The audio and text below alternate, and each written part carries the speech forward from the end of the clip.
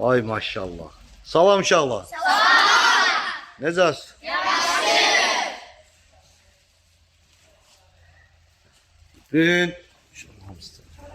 Bugün kardeşiz. Havalar da buradadır, güzel günlerden biridir. Bugün Mirət Əhəddinin kardeşinizi 11 yaş tamam olur. Gördüğünüz kimi öz ad günü bir yerde, burada keçirsindən bir yerde. Həmçində atası Cəmilin də bugün ad günüdür. Cəmil kardeşimizi de təbrik edirik. Alqışlı Cəmil kardeşimizi.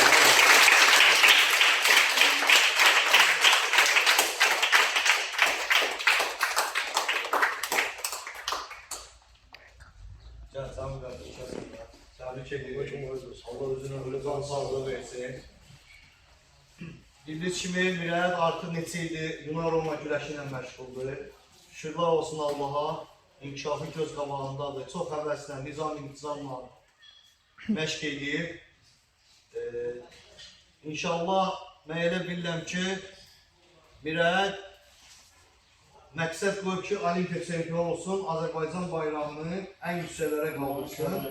İnşallah havalar da onu görsün, o arzunu, o sevinci bir yerde hamımız yaşayalım. İnşallah Mirət gəlsin, biz onu gedib qarşılayaq. O böyük bizim için bir fəxr olan inşallah. Biraz o sevinci bize yaşadarsan inşallah. Havalara yaşadarsan, ataya yaşadarsan, Lənkəranımıza inşallah yaşadarsan. Təbrik eləyək günü, atalan alı böyüyəsən, vətənə layiqli Allah olasın inşallah. Burası da böyleydi asker. Sağ ol, instituta girəsən. Sağ olasın.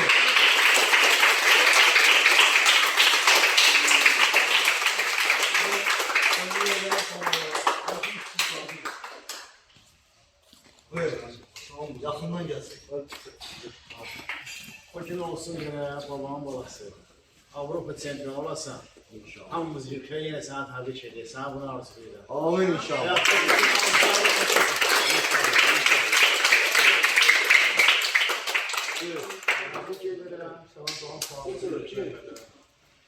Azərbaycan vətənimizdə, valideynlərimizə dünyada bir övlad olacaq. Amin inşallah. Hamımız səndən fəxr edir. İnşallah. Sağ ol, çok sağ ol. İnşallah. Sağ ol.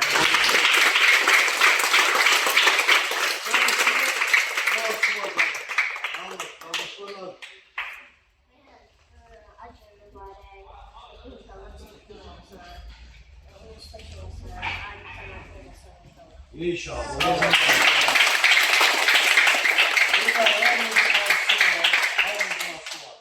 Meş başladığına göre eləməm.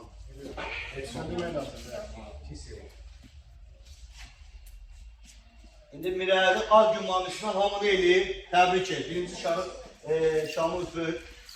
Bəli. Almışdır.